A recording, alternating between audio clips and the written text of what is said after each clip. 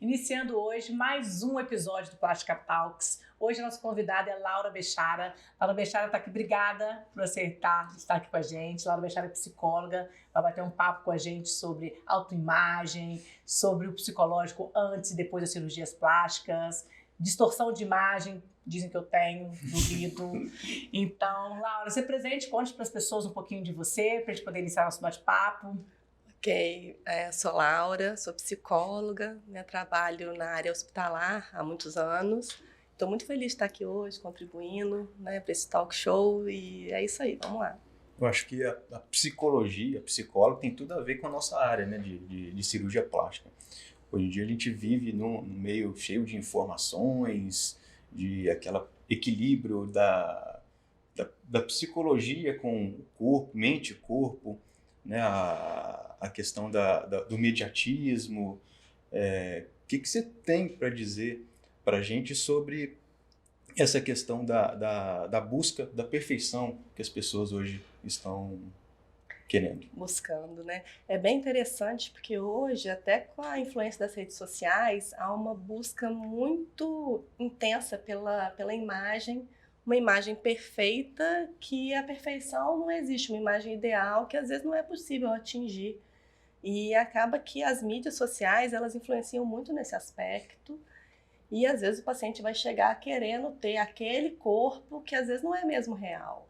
Então isso é bastante interessante a gente refletir sobre isso, até de modo que as pessoas fiquem mais avisadas do que é possível, do que não é possível, que isso acaba às vezes dando um trabalho imenso, tanto para o profissional e um custo para a pessoa também, tanto o custo financeiro como emocional. Então é importante a gente falar sobre isso sim. Recentemente, o CFM começou a liberar um pouco mais a publicidade médica em termos de antes e depois, foto, né, de resultado. E aí a gente faz muito isso também, a questão de postar algumas imagens lá do centro cirúrgico ou fotos das pacientes. E às vezes a gente posta uma imagem e o paciente, o seguidor que está vendo, fala, poxa, está perfeito, eu quero aquilo ali. O que você pensa que essa liberação do CFM, que na minha opinião é importantíssima para o mercado, para os pacientes, para os cirurgiões, mas o que você pensa que isso pode trazer de bom ou de ruim também para os pacientes? É interessante porque é positivo no sentido da informação. Por outro lado, nem sempre aquele que você fez com aquele paciente vai ser possível atingir com esse seguidor que está vendo. Então eu quero uma mama igualzinho a essa, mas você não sabe a estrutura que a pessoa tem. Então é bastante importante, essa questão que a gente sempre fala de não buscar informação só na internet ou nas redes sociais. A consulta com o profissional para você ver o que você pode oferecer àquela pessoa, que não exatamente o resultado vai ser igual daquele paciente que ele viu e se projetou. Então isso é delicado. Eu acho que essa imagem gera aquela palavra que estamos comentando, é a expectativa. Uhum. E a pessoa tem que ter em mente que nós somos diferentes, né? Características de pele diferente, anatomia diferente, genética diferente. Então, é uma imagem que está ali, mas ela tem que ter consciência que precisa de uma avaliação, uma primeira consulta extensa, né? Eu acho que a psicologia ajudando a gente nessa questão, para a gente entender e materializar a expectativa da paciente. Eu penso que seja nessa direção, da expectativa, o que se espera, o que tem por trás desse pedido. Ô, Laura, comecei brincando, da minha distorção de imagem, mas assim, eu não acho de repente que eu não esteja mesmo com distorção de imagem, não. Eu fico falando, tô gorda. Minha mãe fala assim, Laura, você está com um problema, você está com distorção de imagem, você está magra. Quando eu falo que eu tô gorda, não é que eu esteja me sentindo gorda, né? Eu não sou retardada, né? Eu tô me vendo que eu não tô gorda. Mas eu estou acima do que eu gostaria de estar, né? Então assim, eu falo que eu tô gorda, não tô satisfeita. E aí, tô trazendo para mim uma consulta grátis aqui com você agora. O que eu penso? O meu senso de autocrítica tá enorme, né? Uhum. Assim, eu tenho um corpo relativamente torneado, tenho uma perna razoável, né? Não tô barriguda, já passei pelo Thiago, então assim... Então, assim, não é que eu esteja realmente gorda, não é isso. Mas sabe aquela coisa de você estar sempre olhando pro outro? Uhum. E assim, a nossa tentativa sempre é de tentar não se comparar, né? Você vai pra academia e tem aquelas deusas maravilhosas lá e fala, pô, assim, e aí você fica se cobrando de que nunca tá bom, de que nunca tá bom. E eu acho que tem a ver com o que você falou das redes sociais, né? Você olha aquela deusa nas redes sociais, né? Também deve me olhar e falar, nossa, que linda rede social. Ao vivo nem tanto, né? Então, porque a gente coloca filtro, enfim, tira no melhor ângulo. E hoje, há dentro do seu consultório, ou que você perceba, assim, com as pessoas, realmente essa cobrança demasiada, nunca tá bom, e eu quero fazer plástico, eu quero fazer harmonização, eu quero emagrecer, eu quero melhorar minha pele, eu quero usar filtro. Isso traz para as pessoas uma depressão, uma ansiedade, uma frustração? É tanta coisa que você falou que é importante a gente pensar. Primeiro que essa autocobrança a gente tem o tempo todo. A nossa cultura é muito... cobra muito da gente, tanto no trabalho como no estudo, na vida social. E aí, de repente, a questão da estética é algo que está sendo muito valorizado agora, muito valorizado, e faz crer que tudo é comprável, que tudo você consegue resolver. Se você tem condições, por que você não vai fazer? Né? Assim, até porque a gente quer ter tudo perfeito. E aí a gente volta a isso, que essa perfeição não existe, mas fica uma repetição disso que chega a extrapolar um pouco os limites do razoável. E essas falas assim, tô gorda, o que você quer falar com isso? Você tá falando isso pra quem? Pra quê? O que... Né, assim, o que é para alguém chegar e dizer assim, não, você não tá gorda não, ou então, porque vai, né, você brincou que fala para sua mãe, o que sua mãe pode te ajudar com isso, né, então, é tanto fator, é fator social, é fator cultural, é fator psicológico, é muita coisa envolvida e que às vezes você vai chegar na clínica e você vai ter que conseguir identificar minimamente que emaranhado de pedidos são esses, assim, para ver se é possível ajudar de alguma maneira, ou se essa pessoa precisa até de um encaminhamento, o que ela está querendo com essa fala. Não, com certeza, que é psicológico, psiquiátrico, né? Então, como a gente diferenciar algo, igual a Laurinha está falando, ela querendo buscar alguma coisa melhor, daquela outra parte mais patológica do dismorfismo corporal, como identificar essas pessoas assim? Primeiro, Augusto, eu penso que a gente possa fazer uma escuta tranquila, com calma, igual você falou, né? Uma consulta mais longa, que você consiga deixar a pessoa falar, identificar um pouco o que tem por trás disso, e depois disso, de qual a expectativa que ela tem, né, em relação ao procedimento a que ela está pedindo ali, né, se submeter, para ver se é possível atingir ou não é, o que está junto com esse pedido, até no sentido, se ela pede algo bem específico, né, o que aquilo significa para ela. A gente estava conversando antes sobre, né, o que é o nariz para uma pessoa. Né? Aquilo tem um impacto social na vida dela. Como que é esse impacto? É grande demais? Atrapalha o convívio social dela? Ou é algo que pode melhorar?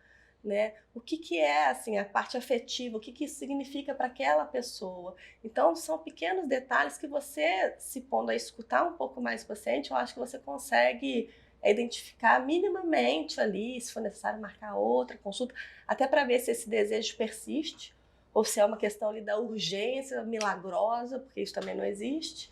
Né? Então, eu penso que seja por esse caminho. Então, a minha definição, vou até te pedir como profissional, você definir para mim o que seria, né, o dismorfismo corporal.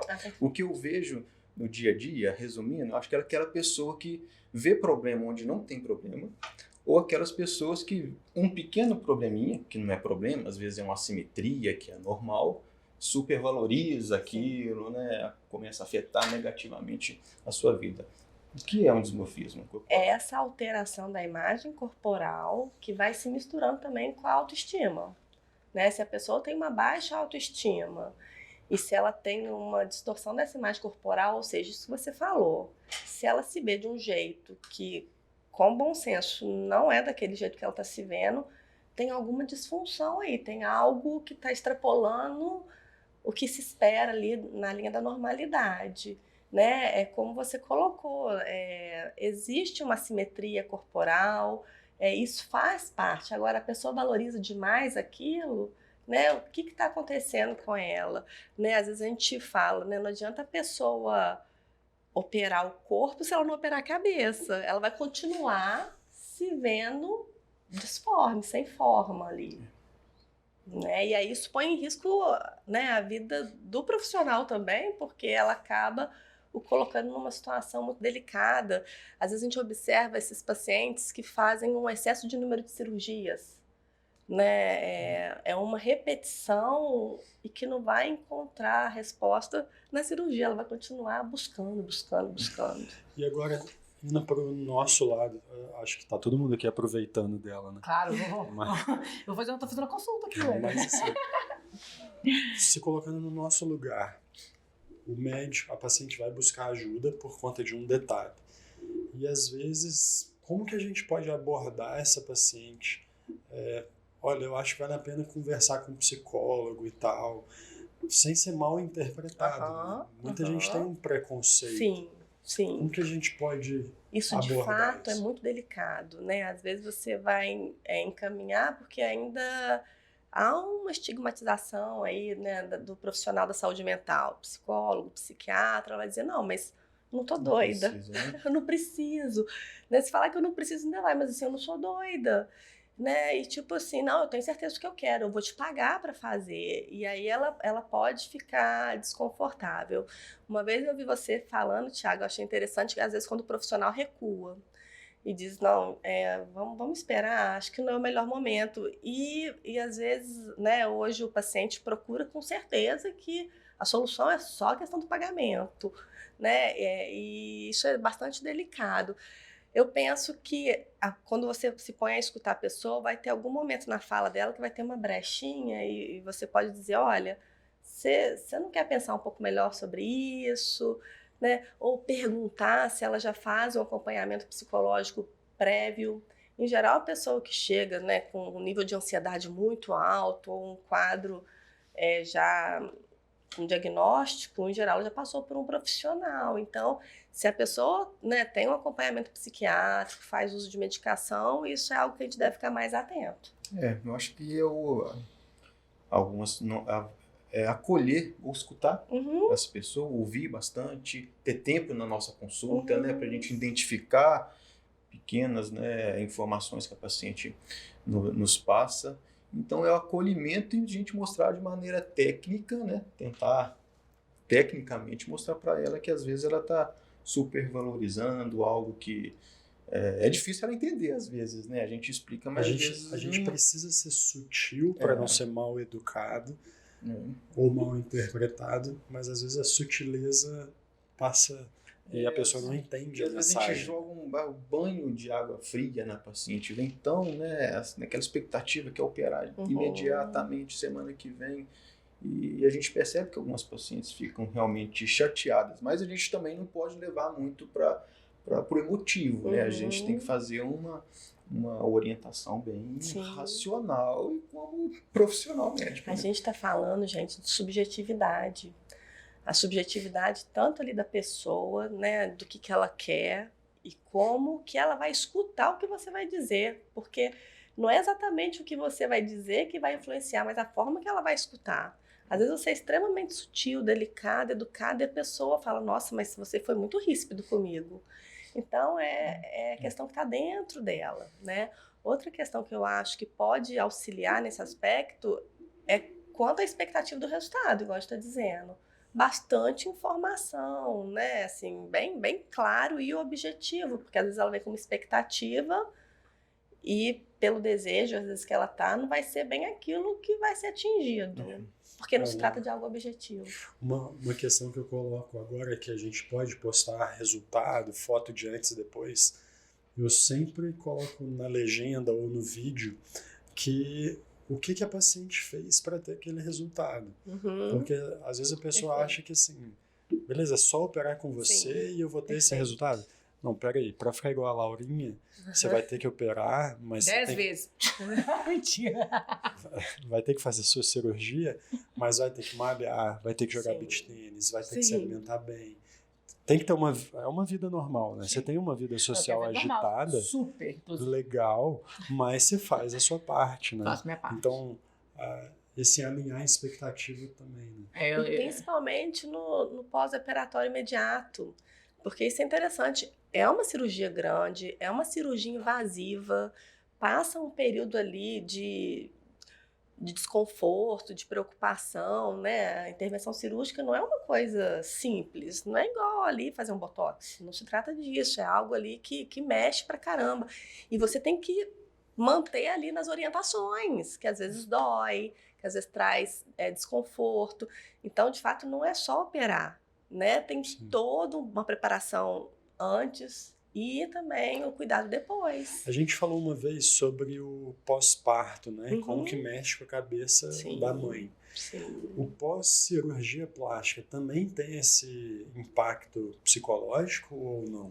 Eu penso que toda cirurgia, né, que seja invasiva, que vai mexer com a pessoa nesse aspecto, né, vai cortar e vai mexer ainda com a imagem corporal dela, né, tem um risco disso mexer com a cabeça dela, né, se ela não fez nenhuma cirurgia antes, se é a primeira cirurgia, eu penso que tem que ter um cuidado, uma conversa mais afinada no sentido de escuta, de entender como é que ela lida com essas mudanças da vida, né, porque vai ser a primeira, então você não sabe como que ela vai reagir, às vezes a própria pessoa não sabe, né, nesse aspecto, às vezes a questão do psicólogo pode ajudar, né? Se é uma primeira cirurgia de grande porte, vai cortar, vai anestesiar, vai mudar.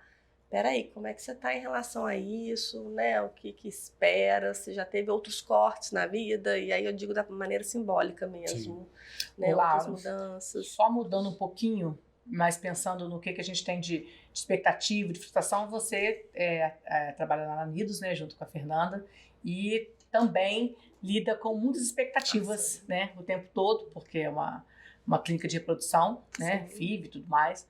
Então, assim, dentro do que a gente tem de expectativa dentro da cirurgia plástica, de distorção de imagem, de expectativa do corpo, você lida com isso o tempo todo também com as mulheres lá.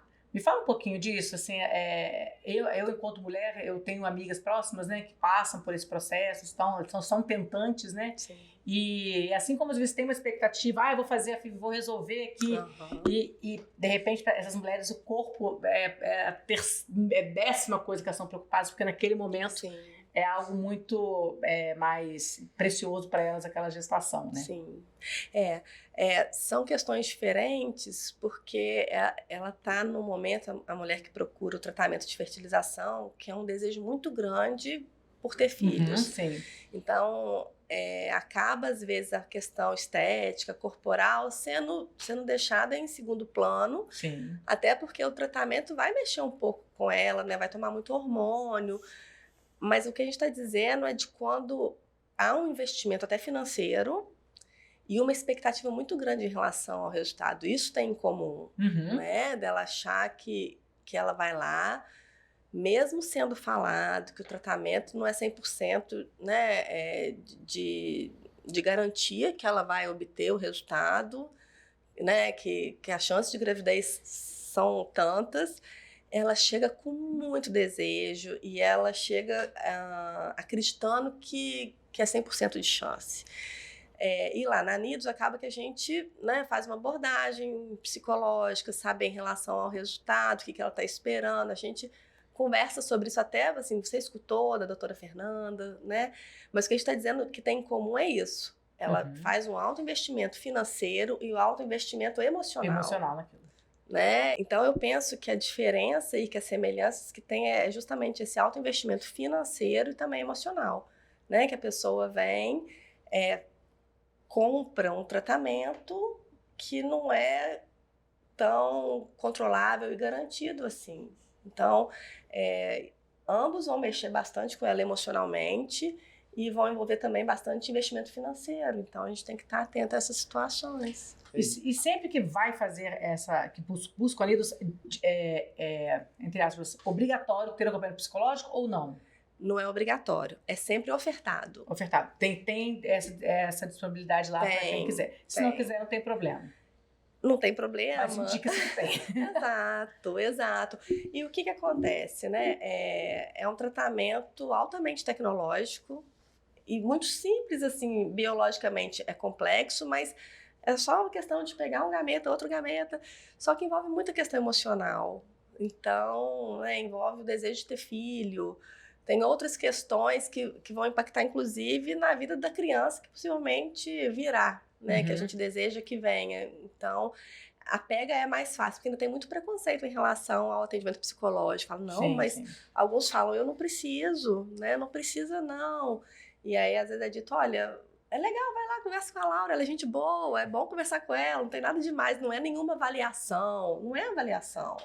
É agregar o aspecto biológico, a parte emocional, social, né? É bom para a pessoa, é bom para o profissional, é um espaço para que ela consiga entender dela mesma. É interessante, gente, porque a gente não leva em consideração a nossa parte inconsciente. A gente acha que a gente é dono de si, né? Que tudo que a gente fala, que a gente faz é aquilo. Mas tem uma parte nossa que é inconsciente e que aos poucos ela pode ser, assim, quando você tem um acompanhamento psicológico, você tem notícias do seu funcionamento para além do que você controla. Essa história de não precisar, não preciso, pelo contrário, acho que todos nós, né, precisamos nos entender melhor. Então, Augusto, eu tenho o que eu falo para todo mundo. Todo mundo precisa ter um bom personal, uma boa nutricionista, uma boa psicóloga. Acho que isso aí você fica completo na vida. De verdade. A completude não existe, Thiago, mas pelo menos a gente tenta Já sabe? Então, Bota um bom cirurgião plástico. A questão é essa, as pessoas sempre tentam o perfeito, o inteiro, o completo. A gente sofre demais, né? Tem que ser boa mãe, tem que ser saudável, tem que estar magra, bom profissional, tem que ser legal, não pode ter mau humor. Não pode ser feia. Não pode ser né? feia. Mas Olha. você não tem mau humor, não? Tem? Claro que tem, Nunca né? vi. Inclusive, ainda bem que vocês marcam essa gravação de manhã, tá? Porque chega no final do dia, já gastei toda a minha taxa de simpatia. Acabou. É isso. Hoje não tem mais nada. Eu queria que o Augusto contasse um pouco da experiência que ele teve na clínica lá na República Dominicana. E tinha uma psicóloga, tem uma psicóloga na equipe do cirurgião plástico. eu fui Como fazer foi isso aí? uma visita a um cirurgião de lipoaspiração, de definição, famoso. E o que me chamou a atenção nesse período que eu fiquei com ele foi que todas as pacientes passavam por uma psicóloga antes de fazer qualquer procedimento. Sim. E nessa consulta, nessa avaliação com a psicóloga, muitas coisas que ela não relatou para ele na consulta, que era uma consulta longa como a nossa, 50 minutos, essa profissional psicóloga captava os desejos dessa paciente, quais são as suas insatisfações, né? A expectativa, a questão de sonhos, né? Tentando materializar. Então isso chamava muita atenção, apresentava pro cirurgião essa análise da paciente e ele fazia uma nova abordagem com a paciente. Eu acho que com isso as pacientes estarem com muito mais informação, né? Que a pessoa estar informada e um pós-operatório bem mais tranquilo, com expectativas reais. Então, acho que é algo que... Você acha que isso agrega?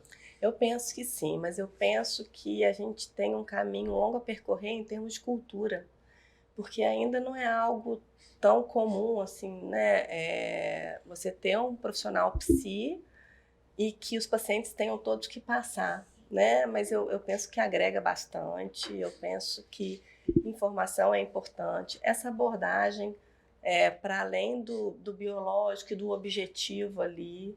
Então, eu penso que seja bem, né? Assim, seria interessante, inclusive, que os pacientes já viessem com isso, não necessariamente a hora que vai lá, porque ele tem que saber dele, né? Para fazer uma coisa tão grande, invasiva, assim. E acontece, às vezes a paciente está lá para fazer uma cirurgia plástica não por desejo dela. Ah, sim.